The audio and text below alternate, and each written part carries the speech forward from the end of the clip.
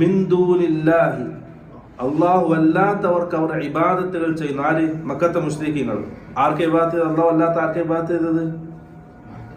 ലാത്ത, മനാത്ത, ഉസ്സ, പിന്നെ പറയപ്പെട്ട നൂഹ് നബി അലൈഹി ഇസ്ലാമിന്റെ കാലത്തുള്ള 5 വിഗ്രഹങ്ങൾ, 5 മഹത്തുക്കളുടെ രൂപങ്ങൾ, പിന്നെ ഇബ്രാഹിം നബി അലൈഹി ഇസ്ലാം, ഇസ്മായിൽ നബി അലൈഹി ഇസ്ലാം, അതൊക്കെ മക്കാബിൽ ഉണ്ടായിരുന്ന വിഗ്രഹങ്ങളെ രൂപങ്ങളാണ്, ചിത്രങ്ങളാണ്. അപ്പൊ ആ മഹത്തുക്കളെ അവർ സമീപിച്ചു. എന്തിന്? ലാ യദുർറുഹും വലാ യൻഫഉഹും. ആ മഹത്തുക്കളൊന്നും അവർക്ക് ഒരു ഉപദ്രവവും ചെയ്യൂല, ഒരു ഉപകാരവും ചെയ്യൂല. അങ്ങനെ ഒരു ഉപകാരമോ ഉപദ്രവമോ ചെയ്യാത്ത ആ രൂപങ്ങൾക്ക് മുമ്പിൽ അവർ ഇബാദത്തുകൾ ചെയ്തത് എന്തിനാണ്? വയഖൂലൂന, അവരുടെ ആ വാദം അനുസരിച്ചാണ്. അവർ എന്തിനാണ് ഇബാദത്തുകൾ ചെയ്തത്? ആ മഹത്തുക്കൾക്ക് മുമ്പിൽ സുജൂദ് ചെയ്തു, അതിനോട് ഇസ്തിഗാസ ചെയ്തു, അതിനോട് ഇസ്തിശ്ഫാ നടത്തി, ഷഫാഅത്തിനെ തേടി, അതിനോട് സഹായം ചോദിച്ചു, അതിൽ നിന്നും സഹായം പ്രതീക്ഷിച്ചു, അതിൽ നിന്നും ബുദ്ധിമുട്ടുകൾ തടയുമെന്നുള്ള പ്രതീക്ഷ അവർക്കുണ്ടായി, അതുകൊണ്ട് തേടി, അതുകൊണ്ട് ഒരു ഭവ്യതയോടെ അതിന്റെ മുകളിൽ പോയി നിന്നു. എന്തിന്? വഖൂലൂന, അവരുടെ ഒരു വാദമാണ്. അവർ പറയും ഹഉലാഇ, ഈ മഹത്തുക്കൾ.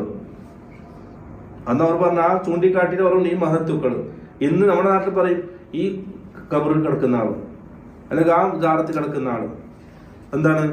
ശുഫആഉന, നമ്മുടെ ശുപാർശകരാണ്. ഇൻദല്ലാഹി, അല്ലാഹുവിന്റെ അടുക്കൽ നമുക്ക് വേണ്ടി ശുപാർശ ചെയ്യുന്നവരാണ്. അതിന്റെ അർത്ഥം എന്താണ്?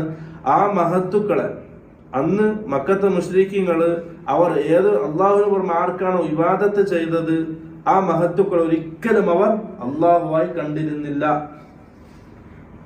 മറിച്ച് അള്ളാഹുവിനക്ക് തുല്യമായി കണ്ടിരുന്നില്ല, അള്ളാഹുവിനെ പോലെയല്ല, ഒരിക്കലും അങ്ങനെ കണ്ടിരുന്നില്ല. അങ്ങനെ കണ്ടിരുന്നെങ്കിൽ ലിയുഖർരിബൂന ഇലല്ലാഹി എന്ന് പറയൂല.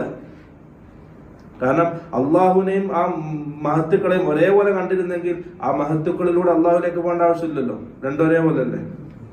അള്ളാഹ് എപ്പോഴും മുകളിൽ കണ്ടു. ആ അള്ളാഹുലേക്ക് എടുക്കാനുള്ള വസീലയായിട്ടാണ് ഈ മഹത്തുക്കളെ മക്കത്തെ മുശ്രിക്കീങ്ങൾ കണ്ടത്. ഏതുപോലെ? നമ്മുടെ നാട്ടുകാര് ഇന്ന് ജാറത്തെ കാണുന്നത് പോലെ. വളരെ വ്യക്തമാണ് കാര്യം, വളരെ വ്യക്തമാണ് ചരിത്രം. അബ്ദുല്ലാഹ് അബ്ബാസിന്റെ സഹീഹ് ഇമാം ബുഖാരി ഉദ്ധരിക്കുന്ന ഹദീസ് ഖുർആന്റെ ആയത്തുകൾ, അതല്ലാതെ വേറെ ആള് ഞാൻ ഉദ്ധരിച്ചിട്ടില്ല, ആരും ഞാൻ പറഞ്ഞിട്ടില്ല.